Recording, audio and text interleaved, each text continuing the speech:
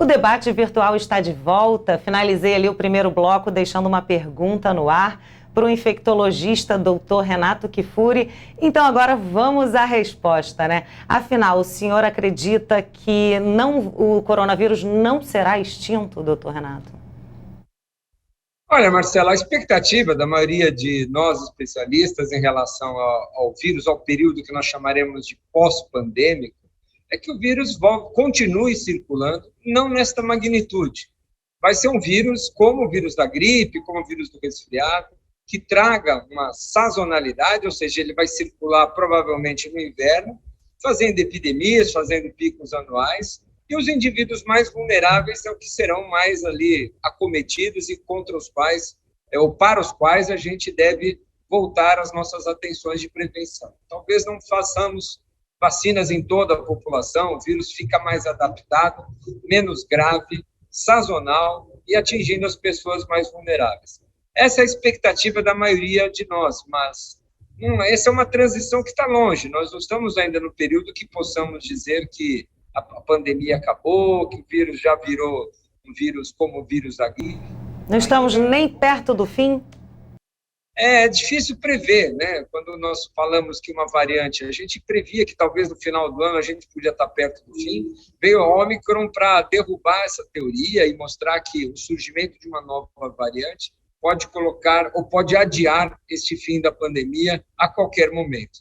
Então, é cedo para fazer previsões. A gente imagina que o período pós-pandêmico será um período diferente, com vírus sazonal, menos agressivo, acometendo mais os vulneráveis.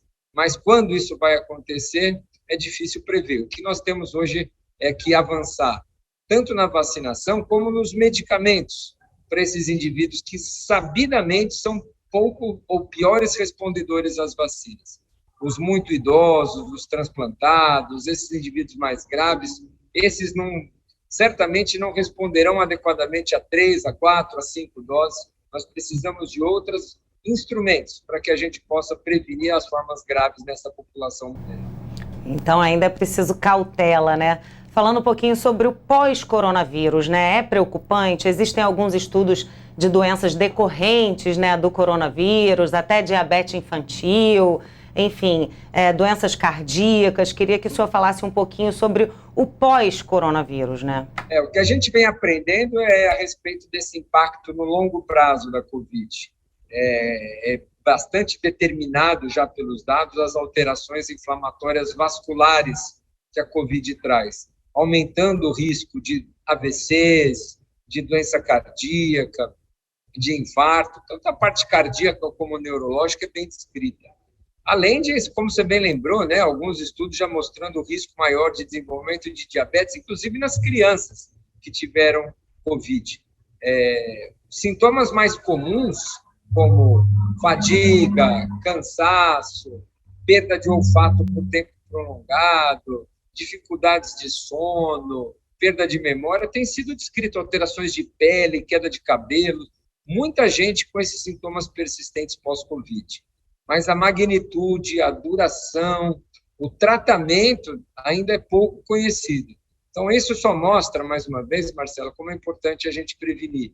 E os dados já apontam isso nos primeiros estudos que aparecem.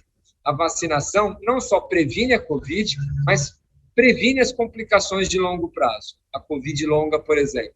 Então, é importante a gente lembrar que quando a gente está vacinando, eu tive uma Covid leve, eu não tive quase sintomas, mas o número de infectados e o número de indivíduos que vão carregar por longo período algum desses sintomas será muito grande na população. Falando um pouquinho sobre o carnaval, né? Teremos carnaval esse ano.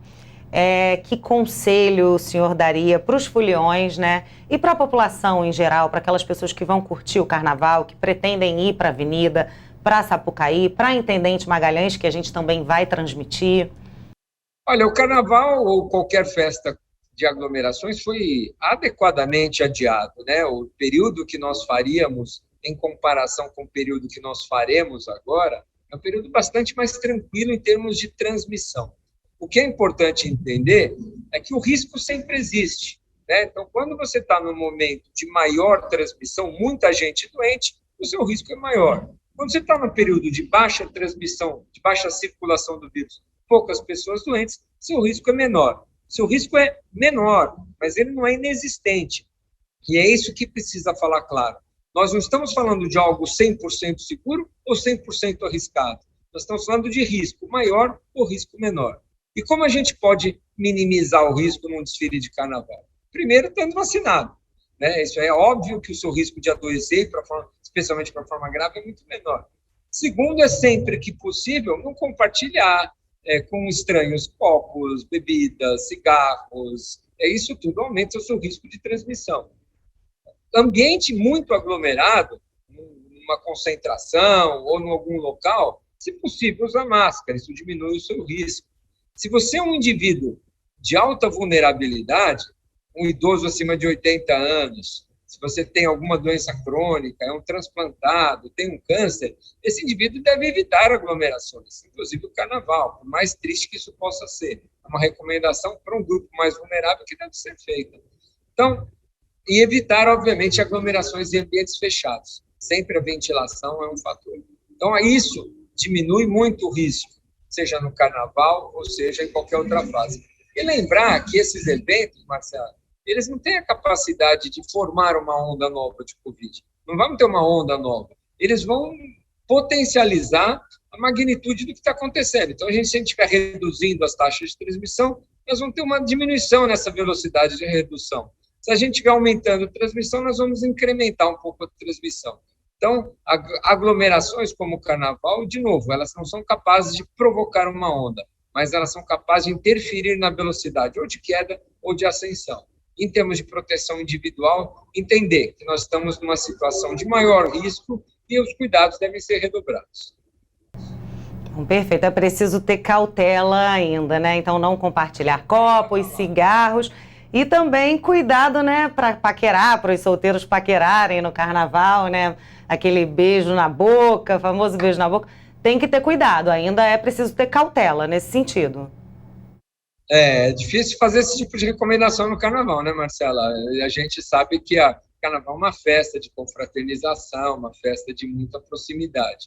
Então, de novo, é preciso entender individualmente quem é esse indivíduo, o folião que está lá na rua, são indivíduos jovens, saudáveis, sem doenças crônicas, qual é a sua situação vacinal, e principalmente, aqui eu acho que vai um apelo para todos, né, que vão brincar o carnaval, que vão se aglomerar nesse momento. Não vá se você está com sintomas. Né? A chance de você estar com Covid e transmitir para muita gente é grande, aí o impacto seria muito maior. Então, é o que a gente não gostaria, né, de algum de nós ou de alguém de nossa família ser contaminado por outro, descuidado, a gente não deve fazer para os outros também. Sintomáticos não devem frequentar ambientes aglomerados, está com tosse, está com febre, está com sintoma respiratório, espera melhorar.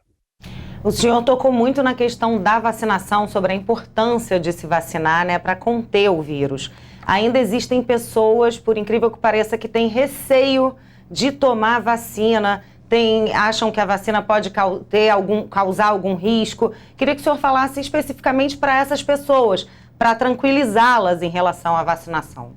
Olha, Marcela, somos no planeta 8 bilhões de pessoas e temos 12 bilhões de doses já aplicadas em todo o mundo das diferentes vacinas da Covid. 2/3 da população mundial já tomou pelo menos uma dose, mais de 60% já tomaram pelo menos 2 doses. Nunca se teve uma experiência tão grande com uma vacina como a gente tem com a vacina da Covid em termos de número de vacinados no planeta. E todos os acompanhamentos dessas vacinas diferentes continuam reafirmando a segurança e a eficácia delas. Nós tínhamos receio, era uma vacina nova realmente, há um ano e meio atrás, quando elas começaram.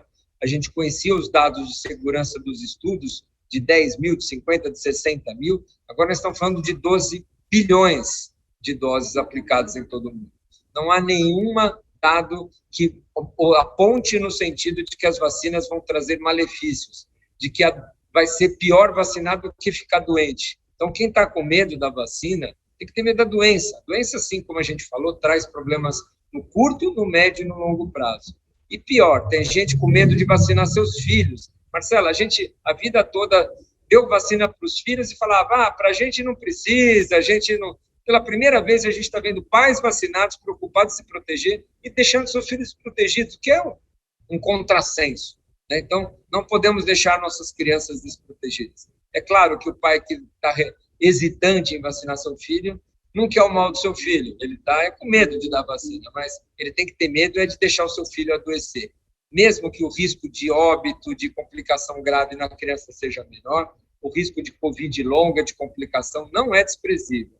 Proteger as crianças é fundamental. Então, quem não tomou vacina, não levou seu filho para vacinar, gente, vamos em frente. Acima de 5 anos, todos devem ser vacinados. Perfeito, doutor Renato. Bom, meu filho já está com as 2 doses, graças a Deus.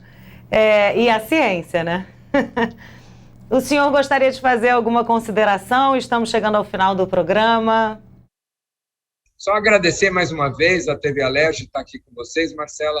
É um prazer sempre. Espero que a gente consiga, em breve, estar presencialmente, em breve a gente possa estar nos reunindo todos, e a gente está caminhando para isso, mas isso depende fundamentalmente da observância das recomendações das autoridades sanitárias, em termos de quando é possível distanciar, quando é possível flexibilizar máscaras, e especialmente o esquema vacinal. Lembrando que todos hoje precisamos estar com a vacina em dia, e a vacina em dia acima dos 18 anos significa 2 doses e um reforço depois de 4 meses. Só assim vamos chegar mais perto do fim da pandemia. Perfeito, precisamos ter cautela ainda, mas podemos dizer que o cenário é otimista? Neste momento, sim, estamos num momento muito bom da pandemia, de decréscimo de número de casos, de alta população vacinada, e pouca expectativa de surgimento de uma nova variante no curto prazo. Isso nos traz uma sensação boa. Mas, de novo, é neste momento e vamos continuar vigilantes. Cautela é a palavra. Perfeito. Muito obrigada, doutor Renato. Obrigada por esse bate-papo e por nos esclarecer todas as dúvidas. É um prazer tê-lo aqui no debate virtual conosco. Eu que agradeço, Marcelo. Um grande abraço.